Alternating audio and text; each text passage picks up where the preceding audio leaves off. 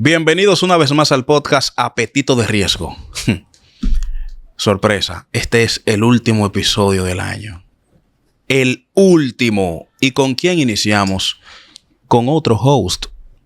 Vamos a entrevistar a una persona que entiendo que tiene toda la autoridad para hablar de un tema muy específico, muy técnico sobre matrices de riesgo. Pero hoy tenemos a César Marmolejos como host juntamente conmigo.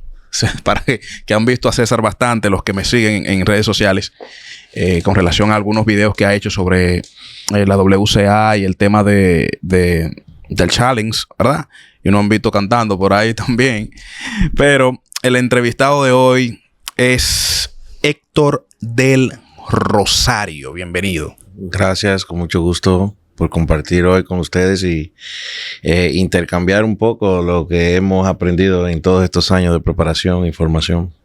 Claro que sí, claro que sí.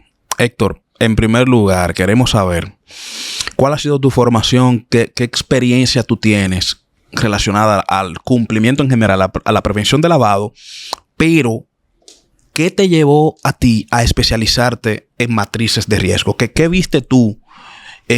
Porque cumplimiento muy amplio, ¿verdad? Entonces, ¿qué viste tú en matrices de riesgo? ¿Qué debilidad viste que tú dijiste, no, pero yo tengo que prepararme en esa materia para poder educar, porque eres un educador? Bien, tú sabes que con el pasar del tiempo hemos ido aprendiendo que no es solamente ver lo que dice una norma, sino hacer que sea práctico y funcional. Y la primera recomendación del GAFI habla precisamente de eso, de evaluación de riesgo. Y entonces debemos fundamentar el ejercicio y la práctica de la gestión del riesgo en una evaluación de riesgo. Y para eso utilizamos la matriz de riesgo. Tenemos que medir, tenemos que evaluar, tenemos que puntualizar y señalar aquellos riesgos que realmente necesitan ser administrados. ¿Por qué? Porque tienen un impacto alto. Entonces, de ahí sale buscar eso que es donde me especializo, que sea de buen uso, pero que sea el all around de la administración de riesgo. Si te fijas, hemos hablado mucho en los últimos 20 años de prevención de lavado de activos, pero hablábamos poco de evaluación de riesgo. Aquí, sobre todo en República Dominicana. Sin embargo, con el pasar del tiempo nos hemos dado cuenta que tenemos que focalizar los recursos porque son limitados, y eso es que nos ayuda una matriz de riesgo. A eso nos ayuda la evaluación de riesgo, a focalizar los recursos en aquellos puntos donde realmente se pueda observar o se tenga una materialización de un riesgo. Pero vamos a conocerte un poquito más también con relación a tu experiencia en la materia. Y también ahí mismo, yo quisiera que tú le endoses tu experiencia como educador también. ¿Cómo tú te sientes siendo educador? Porque hay gente que tiene mucha experiencia, sabe mucho, pero no le interesa dar capacitación y eso. Yo quisiera que tú nos cuentes un poquito sobre esa parte, para que la gente te conozca.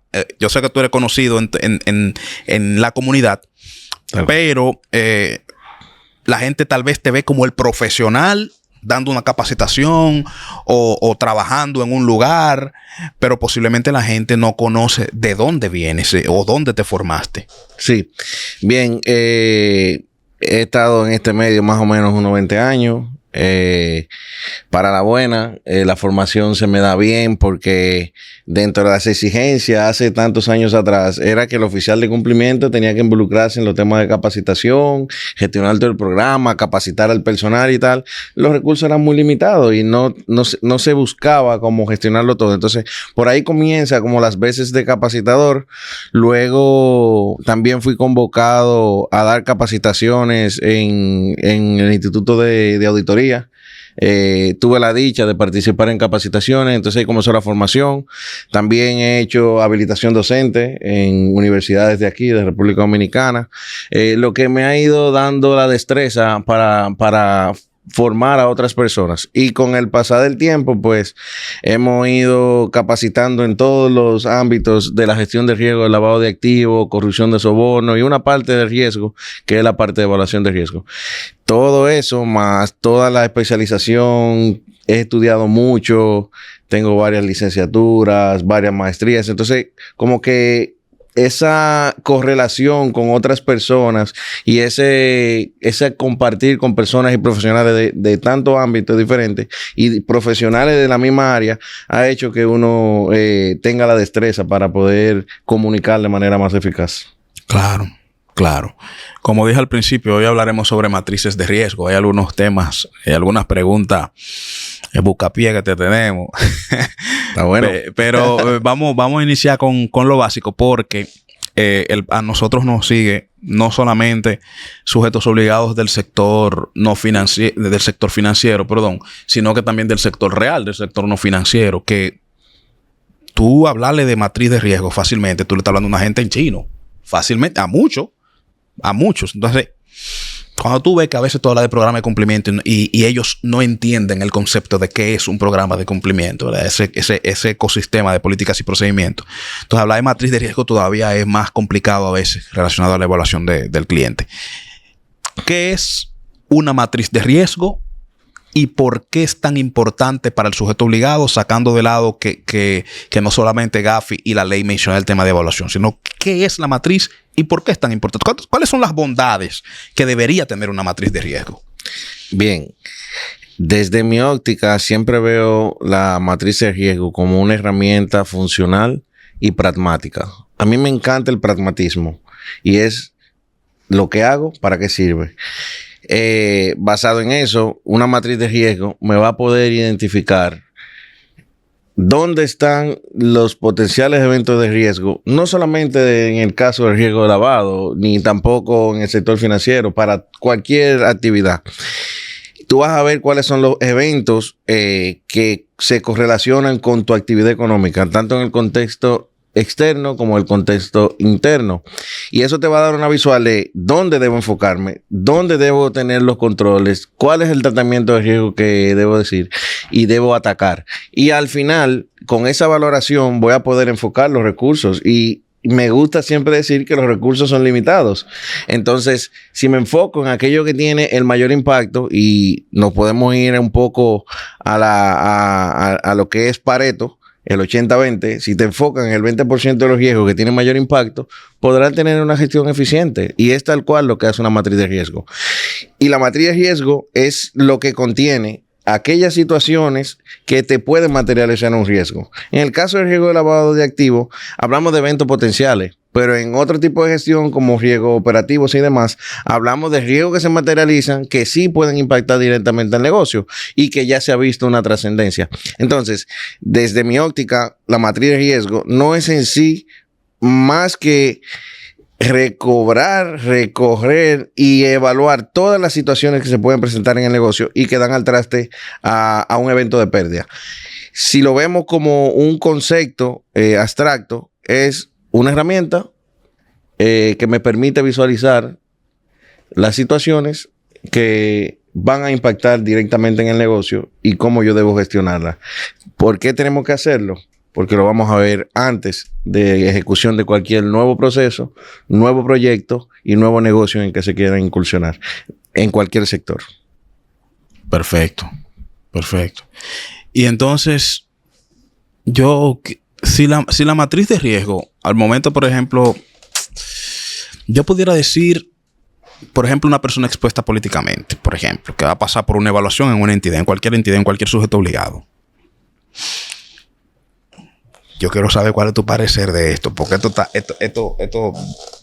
parece sencillo, pero está sumamente interesante. Hay perfiles en la ley que de por sí ya son de alto riesgo, que ni siquiera tú tienes que esforzarte en una matriz para que te diga cuál es la exposición al riesgo total que tiene ese cliente, por ejemplo. Que en ese caso tenemos a la persona expuesta políticamente. En otro tipo de sector relacionado al producto, pudiera ser, qué sé yo, producto o zona geográfica, por ejemplo, países que son de alto riesgo o no cooperantes por el GAFI y demás, ¿verdad? O sea, son cosas que la normativa y la ley ya establece, que tú no tienes que llevarlo a una matriz de riesgo porque ya lo establece. ¿Qué hacemos en ese caso, Héctor? ¿Qué podemos hacer? O sea, si ya tenemos el final de la evaluación, que ya la ley lo estableció, como quiera lo pasamos por la matriz por un tema de buenas prácticas y de registro? ¿O simplemente podríamos tener una política en el programa de cumplimiento de que estos casos es de manera exclusiva no es necesario pasarlo por la matriz? ¿Qué tú piensas sobre eso? Bueno, no debería funcionar de ese modo. Porque cuando hablamos de alto riesgo, conlleva una administración. Entonces, deberíamos enfocarnos más específicamente en cómo ese cliente de alto riesgo, por las condiciones que ya tú mencionas, porque la norma lo tiene o la ley lo indica, y citas bien los clientes PEP y los países del GAF y demás. Si bien es cierto, yo debo tener esos clientes como alto riesgo, conlleva la administración. ¿Qué yo voy a hacer a post? ¿Qué yo voy a hacer pre a la vinculación y al negocio? Yo debo indicar si voy a hacer un proceso de vida de diligencia ampliado o si no lo voy a hacer, o cómo lo voy a administrar, cómo voy a actualizar su expediente o su documentación, cómo voy a gestionar sus esquemas de monitoreo. Pues por lo tanto, no necesariamente que la norma me diga que sea alto riesgo es todo. Yo también tengo que ver la trazabilidad que va a tener, porque ahí yo puedo tener una concentración. Yo puedo tener muchos clientes PEP y todas las organizaciones muy posiblemente lo tienen. Y tienen todos esos clientes de alto riesgo, pero son clientes que no están transando con la frecuencia que lo llevarían a una inusualidad. Por lo tanto, yo debo definir políticas claras de qué yo voy a hacer con ese cliente de alto riesgo. Voy a mantenerlo actualizado, lo voy a monitorear de manera intensificada, pero si está calificado como alto riesgo, yo debo hacer una gestión como lo manda la norma. Sin embargo, ahí viene la administración después. ¿A quién se lo voy a documentar? ¿Qué seguimiento le voy a dar? ¿Cuál es mi tendencia en la gestión de ellos? Por ejemplo, ¿cuál es mi concentración de la transabilidad de ellos? Entonces me va a dar una visual diferente de que aunque yo tengo clientes de alto riesgo, veo que no son la gran concentración transaccional. Entonces, no solamente va a ser que yo lo haga como lo diga la norma, sino cómo yo administro después de ahí. Y eso me va a ayudar a tener una visual completa. Ahora, si vamos al punto de que si yo debo clasificarlo alto riesgo porque la norma lo dice, debo de hacerlo. Eso es lo que dicta la norma. Pero tengo que tener todos los otros subfactores y factores que permitan gestionarlo. Porque si no, me voy a llenar de cliente alto riesgo y va a ser muy dificultoso administrar. Y vuelvo y digo, tenemos que administrar de manera inteligente y pragmática, no administrar por administrar. Si ese cliente es alto riesgo y tiene baja transabilidad, yo puedo darle otro tipo de administración. Si ustedes se fijan en la norma, para el cliente PEP, básicamente dice, no solamente los PEP por designación se deben clasificar como PEP, sino sus familiares. Yo podría identificar que no necesariamente que porque tú seas PEP, por vinculación, tú solamente seas alto riesgo, sino qué transabilidad tiene. ¿Me entiendes? Entonces así, igual yo debería tenerlo todo, no solamente tenerlo como alto riesgo de manera directa. Para yo saber dónde se me están concentrando los productos, qué servicio va a utilizar, cuáles son los bienes que adquiere, si es para otro sector real, como tú lo mencionas, para tener una administración coherente al riesgo que realmente se puede materializar. Pero esa parte que tú dijiste ahí, te van a acabar en los comentarios. Esa parte de los familiares. Sí. Ese pedacito ahí va a tumbar a mucha gente que dice que no solamente tú eres la persona expuesta políticamente, sino familiar y todo el que tenga afinidad contigo. El decreto es muy claro con relación a eso, ¿sí o no, César? Que lo hemos hablado. Exacto. Bueno, la ley te dice inclusive hasta el 2º grado de consanguinidad. Pero ¿qué pasa? Con relación a lo que él mencionaba anteriormente, yo puedo tener, en el caso del sector financiero, yo puedo tener un PEP y simplemente vincularlo con un producto financiero, una cuenta bancaria, lo que sea, pero no necesariamente va a tener movimientos significativos el cliente. Simplemente necesita una cuenta o sea, lo que sea. Necesita pagar algo y necesita la cuenta en un banco puntual por la facilidad con un tercero y lo hace. Pero en el caso de los no financieros, yo tengo un PEP que me llega en el caso de la compra de un vehículo, de un inmueble. O sea, el impacto para mí es totalmente diferente al impacto de él. Tengo que recibirle valores, o sea, todo lo que hay en el proceso de la debida diligencia. Que inclusive la debida diligencia, o sea, no se termina hasta que no se termina. Porque el cliente yo lo puedo ver en el caso de un de un vinculado, una hija de un PEP, vamos a decir algo, para que sería la especificación del segundo grado de consanguinidad, puede que vaya a comprar un vehículo, pero no necesariamente porque sea hija del PEP es alto riesgo en la operación perfecta. Porque, por ejemplo, puede que trabaje en una institución financiera como gerente de algo y que le den facilidades de una buena tasa y esté comprando con un financiamiento. Puede que también la empresa, por un perfil que tenga de gerencial, le asignen un monto para como una asignación de vehículos. Yo no te lo compro por ahí el vehículo, pero yo te doy $20,000 para que tú te ayudes con eso. Al final no es alto riesgo. Según la ley sí, pero en la vida real no. Pero al final hay que catalogarlo como tal, porque es cumpliendo con la norma. Pero oye, lo que pasa, que el decreto establece bien claro que el sujeto obligado puede definirlo de alto riesgo, que es la parte que mencionó Héctor, lo que tú mencionaste hace un par de minutos. El sujeto obligado lo puede determinar como de alto riesgo, pero realmente la persona expuesta políticamente es quien tiene el decreto. Exacto. Tal cual. Es quien tiene el decreto. Tal cual. Entonces, hay un montón de gente dando charla, dando capacitación. Por eso te dije que te van a acabar.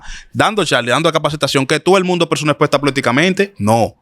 Él es la persona expuesta políticamente. Pero lo demás, usted lo puede definir conforme a lo que estableció Héctor aquí, como de alto riesgo o no. Sí, tal cual. Va a depender del sector. Porque hay sectores donde la normativa sectorial establece que tú tienes que catalogarlo como tal. A lo mejor ahí surge que tú tengas que tener una administración que sea diferente según la transabilidad y demás. ¿Para qué? Para que tú puedas hacer la gestión.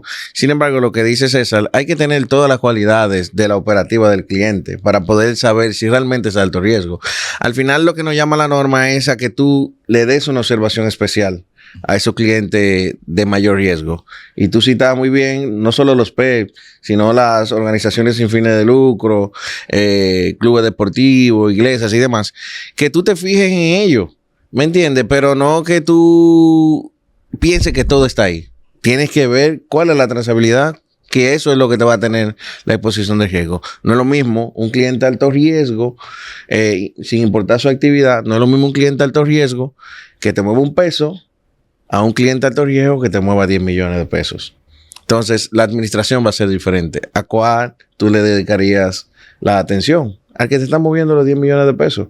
El otro tú lo observas y probablemente le das un monitoreo intensificado o le aplicas una política de debida diligencia más rigurosa, pero lo ves con su trazabilidad. Y hoy estamos hablando y estamos evolucionando. No solamente estamos hablando de matrices de riesgo, estamos hablando de segmentación de clientes. ¿Por qué? Porque ahí tú vas a ver si ese cliente está dentro de un clúster o dentro de un grupo con características semejantes. Tú lo que tienes que ver es cuando él se esté moviendo o cambiando de ese clúster, porque eso sí puede representar un riesgo. Tú sabes que ese escenario que tú dices está buenísimo porque está interesante porque tú pones a un cliente de alto riesgo que mueve 100 pesos, pero te está moviendo $1, ¿verdad? O sea que la operación no es alta, pero cuando viene a ver, del otro lado tú tienes un cliente de bajo riesgo que te mueve los 100 pesos. Es un escenario como que tú tienes que decidir bien lo que tú vas a hacer y cómo tú lo vas a gestionar. Por eso digo, en el caso de ellos, en el caso de los financieros, en el proceso de vinculación del cliente, se entendió que el cliente es un empleado por decir algo genérico, de un supermercado con un salario, qué sé yo, 50,000 pesos, y tú lo que entiendes es que ese cliente solamente le iría a ingresar el pago de nómina por ahí, o un extra de quizá 15,000, 20,000 pesos, pero eventualmente por cualquier facilidad o que le haga un tercero, o por actividades propias del cliente que no se corresponden con las que te informó en el proceso de debida diligencia, que se dedica a vender a vender otro tipo a vender productos que no fuera como una actividad extra. Entonces ya ese cliente te disparó todas las alertas que tú pudieras tener porque no se corresponde con el perfil que se marcó inicialmente. Y es lo que siempre menciono, que la debida diligencia, en el caso de lo no financiero, en algunos puntuales, en el sector inmobiliario y construcción, en el sector vehículo, hasta que no se termina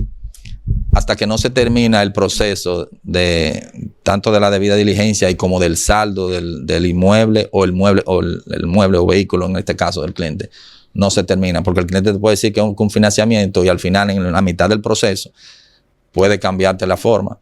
Ya ahí tú tienes un tema. O en caso de hacerte la transferencia bancaria, te la está haciendo depósitos en efectivo en tu cuenta. Entonces ya hay situaciones que no estoy de acuerdo, porque hay muchos, he visto muchos capacitadores, siempre hay temas, no tengo tema con nadie, pero lo que siempre escucho es que yo primero tengo una planilla tipo checklist, y según el cliente que me llegue, mi debida diligencia yo la califiqué como simplificada o ampliada, pero no, yo no puedo calificar la debida diligencia hasta que no termino la operación en este caso. Y todavía, posiblemente yo hice una debida diligencia de un cliente y la puedo considerar como tal. Por ejemplo, en el caso de que yo le haya vendido con un financiamiento interno a un cliente, yo hice mi reporte 647, en mi evaluación el cliente era bajo porque supuestamente me va a comprar con un crédito, una parte de un crédito interno o un financiamiento. Pero ¿qué pasa? Si comenzó con el tema de los pagos en efectivo, que suele pasar en muchísimas ocasiones, ya tú tienes una calificación de riesgo del cliente diferente de la debida diligencia, que ya te pasó ampliada porque tuviste que pedirle documentación adicional por la forma en que te pagó, porque a veces no necesariamente el cliente te hace el pago en efectivo y lo trajo de alguna parte que sea algo ilícito. A veces lo retira de una cuenta y lo pasa en otra. Hay algo que se puede verificar en el banco, que es lo que yo siempre reviso. Por ejemplo, cuando te hacen el depósito, no te sale ni cheque ni te sale efectivo, te sale como el total de la transacción. Ahora, si es efectivo es porque lo llevó el efectivo, porque el banco lo contabiliza como una operación interna. Entonces, volviendo al tema, yo tengo una calificación inicial, pero al final el cliente hizo algo totalmente diferente a lo que acordó conmigo. Entonces, ya ahí yo tendría que decidir si hago un reporte, si qué. Proceso de riesgo residual. Así mismo. Proceso de riesgo residual. Ya, fue inherente cuando llegó, pero residual. Y tú lo dices porque tú tienes experiencia. Hay que preguntarle entonces a Héctor qué papel juega el juicio de experto en ese proceso, y qué tanto el que tiene el juicio de experto se puede recostar de fórmulas automáticas ya que están puestas en la gestión en una matriz. Bien. Tú sabes que me gustó mucho el concepto cuando tú hablas de riesgo inherente y riesgo residual. Al final, el riesgo residual es lo que tenemos que buscar y enfocarnos en aquellos que tengan riesgos residuales de mayor impacto. Porque el riesgo residual es el que me dice quién es el cliente, si estamos hablando del cliente. Si lo vemos desde ese punto de vista, ¿cómo lo vamos a obtener? Sus características, sus cualidades, ¿verdad? Cualitativas. Y si lo vemos de otro lado, vamos a ver lo transaccional. Y ahí vamos a tener entonces el riesgo residual real del cliente. Y ahí es cuando tenemos que accionar. Y bien que tú señalabas hace un minutito, tanto tú como César lo indican, tú quizás con un concepto más técnico y César con un caso un poquito más práctico, pero tú tienes el cliente con sus cualidades, que es como entró. Y tú le aplicaste una medida de diligencia X, ya sea alto, bajo, medio riesgo, no importa el nivel de riesgo. Y luego vienes y ves la trazabilidad en el pasado del tiempo, ves que te cambió lo que te declaró. Y ese es el riesgo residual. A ese que yo tengo que atacar. Ese es el que yo tengo que ver. Entonces, cuando hablamos de juicio experto, si lo queremos ver como una gestión del cliente, el juicio experto, deberíamos verlo de la siguiente manera. ¿Por qué este cliente me difiere tanto de los otros? Y si yo debo escalarlo a un esquema más ampliado o de debida diligencia o de monitoreo. Entonces, ese juicio experto, esa capacidad de análisis, lo va a tener cada uno de los analistas, el oficial de cumplimiento que tenga que realizar el esquema de monitoreo para poder contrastar lo que tiene versus lo que debe ser. No es solamente que el trance, como te dijo, sino que la característica de cómo está transando esté acorde a esa operativa. Por eso digo, si lo queremos ver de una manera más práctica, tú tienes un cliente que es un colmado, una pulpería, como decimos en la parte del Cibao, ¿no? ¿Cómo te tiene que transar ese colmado cuando va a hacer sus operaciones contigo? Va a venir con dinero cheleado, va a venir con dinero en menudo. porque él te está transando con alta suma en transferencia. Si Sí. no son las características de ese negocio. ¿Me entiendes? Entonces, cuando lo vemos así, es que vamos a ver realmente cómo ese cliente está transando. Porque ese cliente que es un colmado viene y deposita grandes sumas con billetes de alta denominación. Si sabemos que un colmado maneja el cheleo, Sí. maneja el menudeo. Entonces, cuando tú ves esas características, el juicio experto es la que te va a decir, está fuera de su perfil, aunque él se encuentre transando como lo haya declarado. ¿Me entiendes? Claro. Cuando vamos a una matriz, tenemos que tener contenido de eso ahí. Y eso lo da la experiencia. Y con el tiempo, el juicio experto se sigue utilizando y es de buen uso. Pero ahora estamos hablando de otro tipo de método donde expertos se reúnen a cuestión de que puedan, con el juicio experto, ponerse de acuerdo en cuáles son las cualidades del riesgo. Pero más allá del juicio experto, es que estamos hablando de gente con la capacidad suficiente, la experiencia, el conocimiento, la preparación, que puedan entre todos llegar a un acuerdo de que eso puede ser de bajo, de medio o de alto riesgo, y así yo lo voy a utilizar para calificar el cliente o cualquiera de sus operaciones. Una preguntita ahí mismo, hablando del juicio experto. Si yo tengo una matriz y yo hago la evaluación de todos los factores de riesgo del cliente, pero hay algo, por ejemplo, me da un riesgo bajo, pero hay algo que me dice que no, que yo entiendo dentro de mi criterio y he tenido clientes muy similares, con características muy similares, y yo entiendo que para que el riesgo para que la calificación sea real, debo calificarlo como medio. Se ve bien que yo le dé un tablazo a esa, dominicanamente, un fuetazo, PQC, que yo pueda modificar algún factor o la actividad comercial. Un capa 8. O sea, eso es bien visto o que se recomienda en esos casos, porque son cosas que pasan en el día a día. Eventualmente uno la deja así porque uno confía en la matriz, pero uno a veces se queda con eso. Yo no debí calificarlo como bajo porque cualquier tipo de cosa que uno Perdón, antes de que Héctor, pero ¿qué tuviste que tú entiendes? ¿Qué te dice tu intuición? ¿Por qué? Porque no, cualquier característica, no me llega a un caso porque recuerda que la parametrización de la matriz fuiste tú que la hiciste. Sí. Entonces, en ese proceso, tú técnicamente tú no te sientes satisfecho con ese Con lo que me dio. Exacto. Pero fuiste tú que la hiciste. Pero yo fui que la hice. Exacto. Pero entiendo que en el criterio de la experiencia, entiendo que no debe ser riesgo bajo. Y yo debería. ¿Pero por qué? Llevarlo ¿Pero qué tuviste? En un caso Bueno, hipotético, ¿qué tú puedes ver en un cliente que te dio? Puede que el cliente me haya dicho que va a pagar vía transferencia, pero por la actividad a la que se dedica, que no necesariamente sea una actividad de alto riesgo, puede generar mucho dinero. O sea, que por la actividad que el cliente se dedica pueda generar dinero en efectivo y no necesariamente se corresponda con lo que yo consideré, aunque ya él me haya dicho, aunque yo le ve a veces, el cliente, normalmente yo pido una certificación bancaria, está básica en el formulario donde se visualicen los balances, de donde el cliente va a pagar, los estados de cuenta, depende, cada cliente es diferente. Ahora bien,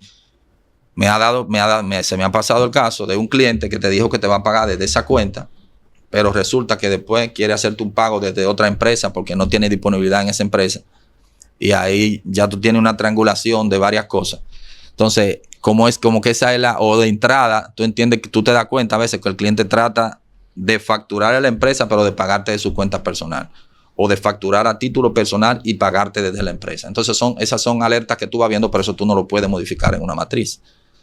Entonces, por eso yo entiendo que yo no debería calificarlo como bajo. Aunque la matriz me arroje una calificación de riesgo bajo, yo entiendo que debo llevarlo a medio moderado. A otro riesgo. ¿Qué tú crees? Se le puede dar un tablazo a la matriz. Potente. La cuestión es que el ejercicio tiene que ser lo más objetivo posible. Quizás yo no lo mencioné al principio, pero más que la matriz, lo más importante es la metodología. La metodología de riesgo es lo más importante, porque es el ejercicio objetivo.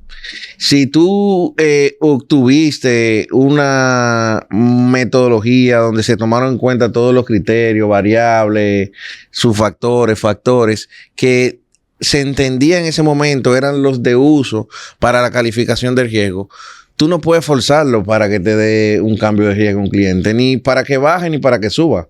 Tú tendrías que hacer el ejercicio de manera objetiva o tener otras cualidades que tú incluyes en la matriz que te puedan levantar el riesgo. Quizá a entrada es muy dificultuoso poder observar ese tipo de características, pero, por ejemplo, hay calificaciones de riesgo que se dan en el entorno transaccional. Que dice, cliente te disparó alerta. En tu sistema de monitoreo, el cliente tiene una alerta de monitoreo que se te generó, sea inusual o falso positivo, y se descartó.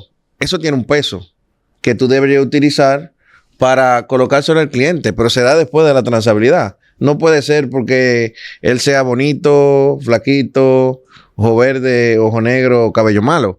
Tiene que ser objetivo el ejercicio. Por eso se hace una metodología que contenga esa objetividad. Inclusive, tú puedes utilizar otro tipo de calificación. ¿Qué tan propenso puede ser la actividad económica que te realiza a tema un poco difícil, propensa a tema de corrupción, esa actividad? Está difícil, sí, el tema. ¿Qué tan propenso es la actividad? No el cliente, la actividad económica que realiza propensa a la corrupción. ¿O qué tan propensa es esa actividad a ser utilizada para el lavado de activos? Entonces tú vas agregando valores cualitativos a la metodología de evaluación de riesgo y asimismo a las actividades que realiza el cliente. Inclusive es de uso que se incluya en los manuales de prevención del lavado de activos, que se incluyan políticas de aceptación. Dentro de esa política de aceptación del cliente, tú deberías incluir actividades de alto riesgo, actividades que tú, por el uso de ella, por lo que representan, tú le tienes una ponderación de riesgo alto. Aunque tú no califiques el cliente como alto riesgo, a esas actividades tú quieres realizarle un proceso de vida diligencia ampliado. Y eso pasa con frecuencia en nuestro entorno. A ese factor. A ese factor, actividad económica intensiva de efectivo. La actividad económica intensiva de efectivo es un valor subjetivo o de juicio de valor o de juicio experto. Porque que sea una actividad intensiva de efectivo no quiere decir que pueda estar vinculada a actividades de lavado de activos, porque un colmado es intensivo de efectivo, pero ¿qué flujo de dinero lo hace atractivo para el lavado de activos? En el caso de la gasolinera es diferente. Ese puede ser más atractivo para el lavado de activos porque mueve más flujo de dinero. Y se ha demostrado que muchos fraudes se dan a través de este tipo de servicios. Lamentablemente, ¿por qué? Porque se mueve mucho efectivo, muy cheleado y tal. Y no podemos determinar que esa actividad en particular maneja un papeletas de un valor u otro. Se mueve mucho dinero diferente. Entonces, cuando tú tienes toda esa característica, tú puedes decir, bueno, esa actividad X, yo la voy a poner con un nivel de riesgo alto y adicional, la voy a colocar en mi matriz, en mi metodología, como que requiere una debida diligencia ampliada. Y ya tú estás utilizando cierto juicio de valor, pero lo estás conteniendo en la metodología, lo estás conteniendo en tu manual, para que sea objetivo el ejercicio. Así tú no vas a poder discriminar de que si es blanco, negro, ojos azules, ojo negro o cabello malo. Tú vas a tener un ejercicio objetivo. Y si tú revisas muchos manuales, que yo sé que ustedes tienen esa experiencia, van a ver que hay un apartado de actividad de alto riesgo. Tú la tienes como nivel de riesgo 10, probablemente 3, 5, como esté ideada la matriz, ¿verdad? O la metodología. Pero tú dices, esa actividad es alto riesgo y yo quiero ver cada cliente que entre, hacerle un proceso de vida diligencia ampliado. Y en ese mismo tenor, ¿por qué lo tienes que hacer? Bueno, porque en la historia hemos visto que esa actividad es propensa a actividades delictivas, es atractiva para ellos y tal. Y bien sabido, hay zonas donde hay una actividad que es la que más se realiza en nuestro país. Esa actividad probablemente sea un foco para que el criminal o el esquema de lavado de activos la acoja. ¿Me entiendes? Entonces tú tienes que fijarte en eso, realmente. Otra preguntita ahí mismo. Con relación a a mi criterio versus el resultado que me arrojó la matriz. Hablando de zonas puntuales, tenemos Nagua, tenemos Barahona, San Francisco. Hay algunas provincias que tienen cierto nivel o que se consideran de alto riesgo por eventos que han sucedido y cosas que suceden eventualmente relacionadas totalmente con el tráfico y eso. Entonces, en el caso de un cliente, en el caso de la matriz de riesgo que yo tengo, o sea, y es el requerimiento de la normativa, el origen o la nacionalidad, que es solamente como país, al igual que la residencia. Pero en el caso de algo puntual, yo pudiera agregar otro factor para esas provincias de alto riesgo que que me sirva para que la matriz sea más específica. El resultado sería específico porque va a tener una variación. No es igual un cliente que me esté comprando un inmueble o un vehículo X que reside en Nagua, que supuestamente es pecador, una camioneta de alto calibre, a uno de aquí de Santo Domingo que supuestamente se va a mover, qué sé yo. Bueno, se podría agregar esa parte a una matriz de riesgo, que no solamente sea como país, sino a nivel provincia. Sí, yo creo que es de buen uso tener todos los subfactores que agreguen más objetividad al ejercicio de la evaluación de riesgo. ¿Por qué? Porque así tú vas a poder determinar otras circunstancias que caracterizan situaciones de alto riesgo que dan al cliente. Y tú pudieses utilizar un esquema de ese tipo donde tú identifiques, no es que mi corazón dicta que esa área o esa región o esa localidad de alto riesgo. Hay un precedente ¿por qué? Socioeconómico que da al traste eso. Y lamentablemente pensemos en zonas turísticas, no solamente la que tú mencionabas, pensemos en zonas turísticas. Las zonas turísticas son intensivas de efectivo. Son propensas a la criminalidad, al trasiego de estupefacientes o microtráfico, y también son propensas al alto flujo de clientes extranjeros. Y cuando tú juntas todo eso, no por el propio hecho de la zona, sino por el hecho de que es alto riesgo, debido a que podemos editar esa parte. No te apures, que siga así. Es que no se cierra. Que siga así mismo. Ok. Estamos en vivo. Chévere. Como decía, es propensa la zona, es propenso el sector a que se den actividades de alto riesgo que sean de actuaciones criminales. No podemos señalar una zona en particular. Tiene que hacer un ejercicio objetivo dentro de la metodología. ¿Cuáles fueron los expertos que se sentaron a indicar que una zona es de mayor riesgo que otra y cuáles fueron los criterios de esa evaluación? Y se usa mucho cuando tú tienes gran diversidad de sucursales, ¿verdad? Poder tener un peso de riesgo para la localidad en la que se encuentre. Por lo mismo que tú dices, no todas las zonas tienen la misma posición de riesgo, no todos los clientes que se van a vincular van a hacer transacciones dentro de esa misma zona. La característica de él no necesariamente lo hacen de alto riesgo. Y cuando tú tienes todos esos subfactores y variables, tú vas a hacer un ejercicio más objetivo, más adaptado al cliente. Claro. Al cliente, a la empresa o al negocio. ¿Qué es lo que se busca? Porque tampoco es que nos vamos a llenar de 500 criterios, 500 subfactores, porque no queremos agregar complejidad. Lo que queremos es analizar el contexto externo e interno, y que sean características que lo tenga mi negocio. Si tu negocio está ubicado únicamente en Santo Domingo, por decir algo, probablemente no sea necesario tú utilizar una localidad. Pero si tu negocio tiene gran diversificación en otras áreas del país, en otras zonas, a lo mejor sea atractivo. ¿Cómo se concentra tu cliente? Bueno, yo tengo gran cantidad de clientes que son extranjeros. A lo mejor sea de buen uso utilizar ese tipo de criterios también para que el ejercicio sea lo más objetivo posible. Eso es lo que se tiene que buscar. Porque no queremos llenarnos de clientes de alto riesgo, no queremos llenarnos de reprocesos, no queremos invertir en controles, en algo que no lo necesite, pero sí tenemos que hacerlo bien objetivo el ejercicio. Perfectísimo. Señores, esto ha sido un episodio sumamente emocionante. Y yo creo que se ha aterrizado bastante tiempo. Ya llevamos un par de minutos. ¿Cuánto vamos ya? ¿Cuánto van? Dios mío, 40 y pico. Está bueno. Es que está tremendo. Tú vas a tener que volver, Héctor.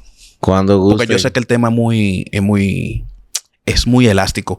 Porque mira, por ejemplo, en el tema de sus factores, fácilmente nosotros allá hablando de sus factores, duramos una hora entera hablando de sus factores. Hay que hacer un curso. Porque tú estás mencionando de zonas geográficas. Que es muy interesante el oye, curso. César está mencionando zonas geográficas, pero que sus factores de zonas geográficas, eso es alto. Porque ¿qué es residencia, nacionalidad? Porque hay que ser creativo, sí. También. Podemos poner hasta... Tú eres extranjero. Extranjero, perfecto. Tiempo en el país. Por ejemplo, puede ser un subfactor, porque no es lo mismo tú hacerte millonario en 15 años que tú hacerte millonario en 2 meses y medio. Entonces, tiempo de residencia en el país para un extranjero puede ser un subfactor. O sea, uno puede... como el sujeto obligado es quien conoce su negocio, puede evaluar al cliente, depende de lo que entienda. A veces tú te encuentras con un cliente que tiene 3 nacionalidades, que ya hizo nacionalidad aquí, tiene su cédula, pero cuando tú le revisas el pasaporte, nació en Jordania, por decirte algo, y tiene nacionalidad estadounidense. Ya tú sabes. Sí, eso pasa con Ya tú sabes. Que uno de los documentos que tiene la UAF en su plataforma es una señal de alerta. Cuando habla de señal de alerta a clientes que se encuentran reacios a entregar documentos de doble nacionalidad.